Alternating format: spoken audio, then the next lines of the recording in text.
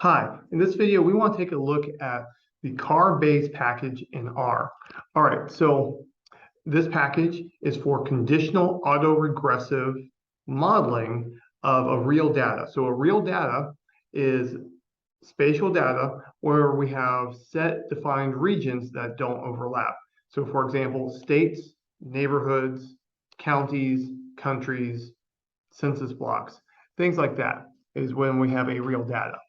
So the CARBayes package takes that type of data. So let's say I have for each county in the state of Florida, I have some measurement that I'm interested in, and I want to do statistics on that data, and I want to do a conditional autoregressive model.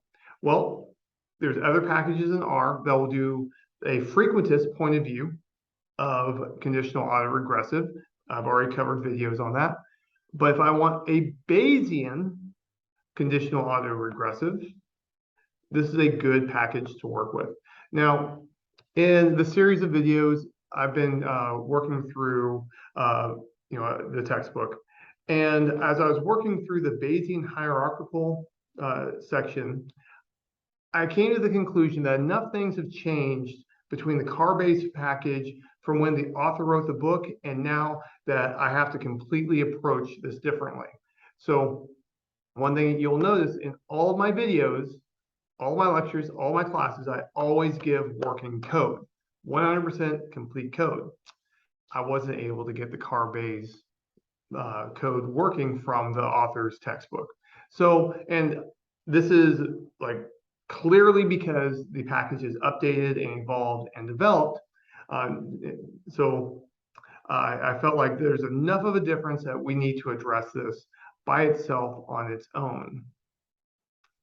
All right, so the CARBayes package is for spatial generalized linear mixed models of a real data. So spatial data pertaining to counties, neighborhoods, countries, things like that. The author is Duncan Lee. And this has a univariate and multivariate spatial generalized linear mixed models. And we're using the Bayesian approach. And very naturally, we're going to be using Monte Carlo Markov chains to work this out. Now, the response variable as a target variable can be either binomial, Gaussian, multinomial, Poisson, or zero inflated Poisson. So zero inflated Poisson, what's going on there is that we model that as the product between a Bernoulli random variable and a Poisson distribution, or Poisson random variable, and that will give us zero inflated. So we take the point of view that we have too many zeros in our data to use Poisson, but once I get past zero, everything looks like a Poisson distribution. So that's zero inflated. All right, so this package uses random effects and conditional autoregressive prior distributions. All right, so the different models that we can use for univariate spatial data are no random effects as well as random effects models. And we can do BYM, conditional autoregressive Bayesian models, or I don't know how to say this last name, their model. Also, there's a whole list actually. This was copied and pasted from the help documentation. There's actually more, and we'll go over those different types of models. Also, we can do multivariate conditional autoregressive. So here, I'm saying when I say multivariate, we're talking about modeling the target variable as being multivariate. All right, so let's go ahead and run through an example. So first thing I'm going to do, I'm going to get my data. And what we've got here is I'm just extracting our spatial polygons data frame. So I've been working through this chapter of the textbook, chapter 10, of mapping disease data. And in those videos, we have the spatial polygons data frame for the SIDS data set. And here I'm just extracting just the data frame from it. I'm not worried about the spatial aspect at this moment. Now, one of the models that we're going to work with is going to require neighbors. And so I'm going to need a neighbor structure of some form. We have plenty of ways that we can do this. I went ahead and just did binary real quick and easy, easy peasy lemon squeezy way. And so I just created a matrix. And so the neighbors need to be stored as a matrix format. And so what I did, I created a matrix with all zeros, and the regions correspond to rows and columns. And then I go through, I have a list of neighbor items, and I just put it in a 1 every time that a region is a neighbor of another one. All right, now something about this is that the relationship of being neighbors does not have to be symmetric. In this case, it is, but if I needed some more flexibility in what's going on, I don't have to have a reflexive relationship on being neighbors. So imagine a situation where I have one area that has a ton of neighbors. And when I do my modeling, because it has a ton of neighbors, I get more confidence in what's going on in terms of that autoregressive aspect, because there's more data points to use in that autoregression. Now, think about the situation where another region in my real data only has one neighbor. All right, well, if it only has one neighbor, when I do my autoregression, I only have one data point for it. And so that's probably not going to be enough. So what we could do, we could say, all of the for the ones that have light number of neighbors, we could say, well, you know what, regions within this certain radius are close enough for us to call them neighbors. And that way, this system here, we can have flexibility on expanding or contracting certain regions to fit our problem and what we're working on. All right, now after I have the matrix set up, at this point it has all zeros, and we're going through and just putting in a 1 every time we have a neighbor relationship. In this data set, it's a symmetric relationship, it's reflexive, so everything's easy peasy lemon squeezy, but we had flexibility if I want otherwise. All right, now down the road, what I'm going to do is, for the multivariate example, I'm actually going to use categorical data and dummy variables in my multivariate modeling example for you guys. And so to do that, I'm going to cut the count of SIDS in each region using quantiles. And so we'll have 3 buckets. I went with 3 because if it was 2, I could just code that with 1 column. Doesn't need to be multivariate. And here I'm making the dummy variables. So here I've got the group, the quantile group for each observation. And then I'm converting it to a 0 and 1 data frame. And here I'm converting it over to a matrix, because it needs to be a matrix in the function for model fitting. All right, so now what I want to do, I want to go through and I want to fit some models. All right, the first one I'm going to do is I'm going to take care of the multivariate model first.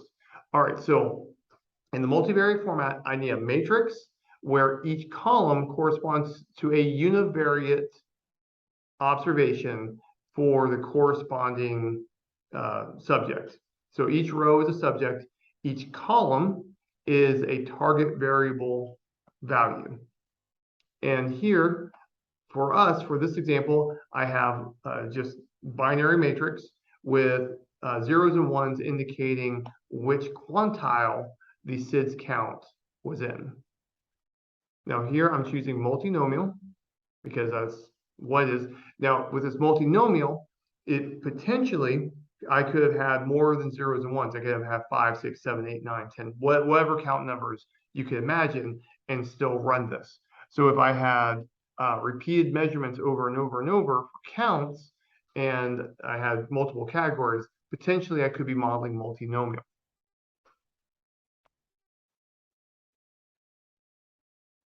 So here is our neighbor object, and we're using Monte Carlo Markov chains.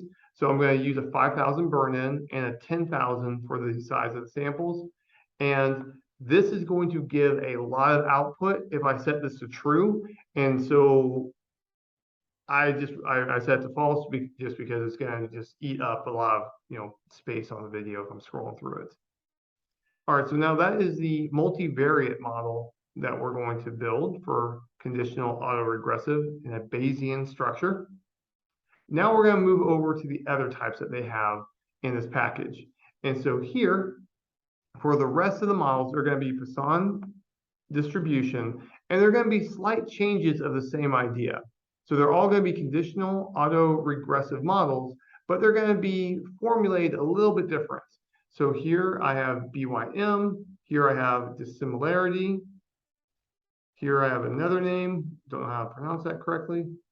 And you can just see that I'm going to be doing the same thing over and over and over on the parameters.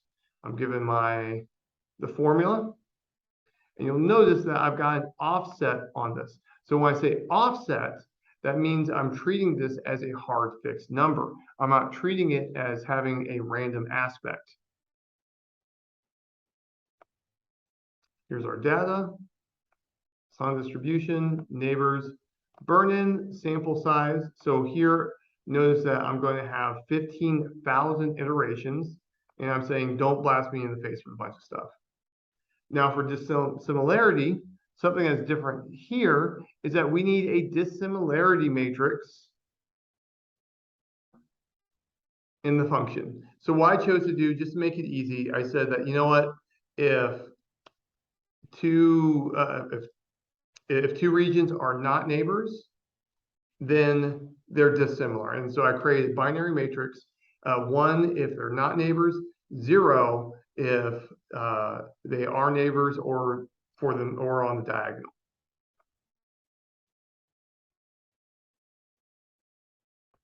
Now here we have localized. So here we're only using local regions to determine our modeling. So the other ones are doing a more general global approach. And so here is how we control the size of the localization.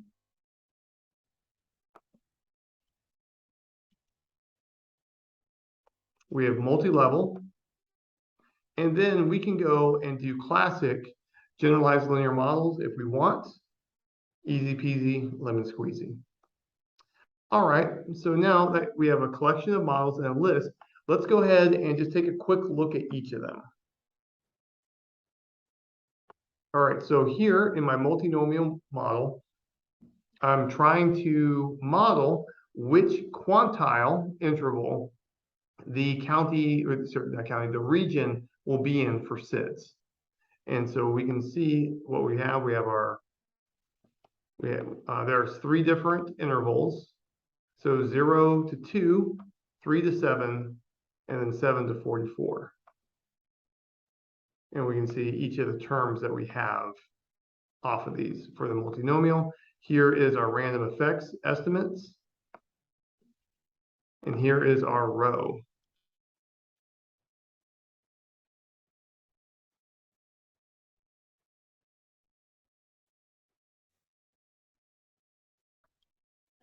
All right, now for our next model, BYM. So now this one is univariate, Poisson distribution. I'm using observed, depends on the offset of the log expected. I took that from the textbook, by the way. And so here we get our values. So here, since this is being treated as a constant, I don't have a coefficient for a random variable. I just have the intercept and then estimated parameters of the model. Dissimilarity works out to be very similar, but you'll notice that we have different parameters in the model. And we can go and we can look those up and see what makes the most sense for our modeling.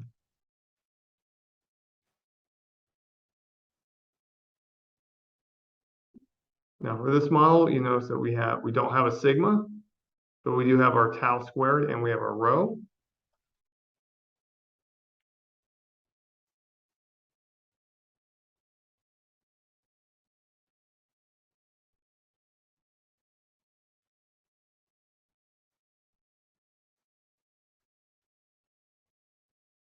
Here's our multi-level model. Here we have our parameters of the model. And something that I didn't talk about previously is that up here, these are hyperparameters.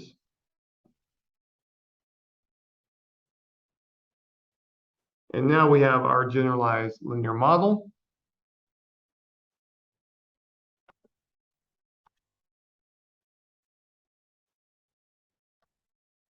All right, so now let's take a look at the coefficients from each of the model. And here we can see from multivariate, we get the dummy variable for being in the 3-7 interval minus the intercept. We have the dummy variable for being in the 3-7 interval minus the offset.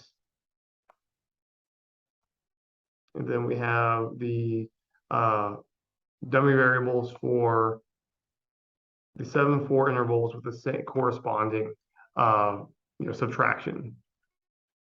The BYM model only has an intercept, same with dissimilarity, and this one also. You'll notice that the localized does not have any coefficients at all because there is no global model going on. And then we have our multi-level and we have our intercept. Now, if I would have had a more complicated model, if I would have had more covariates involved, there would be more things coming out in this part. All right, so now I need an idea of what model to use. And so let's go ahead and compute the log likelihood. So log likelihood, if it's big, that's better. If it's small, it means it's a worse model, roughly speaking. The problem with that statement is that big could also just come from overfitting. And so log likelihood is not the best way to go if I don't include something like a penalty term for the number of parameters I have, such as in Bayesian information criterion or Akaike's information criterion. And so here we can see that our multivariate model is the one that has the highest, but we know that's very different from the rest. And so if I need a Poisson distribution, I'm going to be looking at probably these 4 to work with because these are all pretty close. Now, none of these computations takes into account the number of parameters involved. If I have a lot of parameters, then conceptually that could, that can inflate what that log likelihood looks like and make it look like I have a better model than I really have. All right, so let's go ahead and take the model matrix for each of our models. And here I'm just going to look at the first few rows, the head, the first 6 rows of it. We can see the intercept, the offset, intercept, intercept, intercept. Localized has nothing in that. Now, if I had a covariate involved in the model, that covariate's values would appear here at this time. All right, so now let's go ahead and get the fitted values from our models. Now, for the multivariate one, remember that I converted this over to a categorical, actually ordinal modeling effort. And so what will happen when I run the fitted function, it's going to give me a 3-column matrix. All right, so to assign each row to a fitted value, I'm going to go ahead and take the maximum of the probabilities for each row.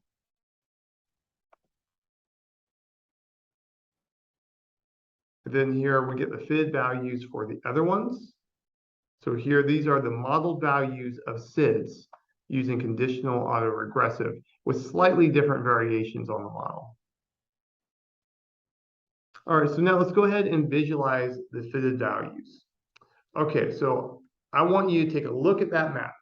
And you'll notice, roughly speaking, a third of it is green, a third of it is yellow, and a third of it is red. All right, that is because I used quantiles instead of interval cuts to decide which subinterval each region went into. Now, if I use interval cuts, we see something very different. The fitted values, I have a lot fewer red. So here, when I see red, that's saying that we are, the model is expecting more cases of SIDS than at a location with green. Quite the difference here. So, this is a good lesson that how you cut your bins can have a big impact on the conclusion that you reach. And we can see that all these models are pretty close together. I'm actually surprised at how similar these models are to each other. If you start looking closely, you'll see some differences, but overall, this is all pretty tight. All right, so now let's think about model quality. So I always like to visualize everything in data science. So what I'm going to do, I'm going to visualize the residuals. But how I'm going to do this, I'm going to visualize the absolute value of the residuals instead of the residuals themselves, because I just want to see green is good, red is bad.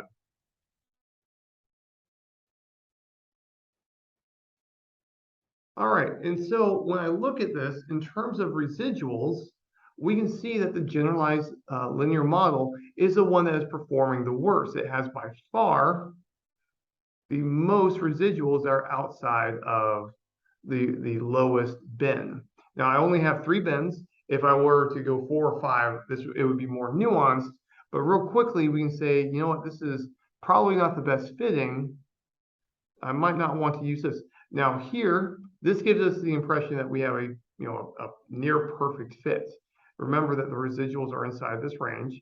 Also, this is a localized model. This means that a county's calculations for the model fit are only using relatively close neighbors. Well, if you think about that for a moment, that means I'm going to have a ton of parameters. Each and every county effectively has its own special situation, which should in your mind be like, wow, that would correspond to a lot of parameters. So I feel like this is probably an overfitting situation. I would try to avoid this model personally. Now the other ones are all looking the same. I think they are exactly the same on this scale. And so now which one to use among those? I would have to start digging in and be a little bit more nuanced to make a decision. Well, that's all I've got for you. Take care and goodbye.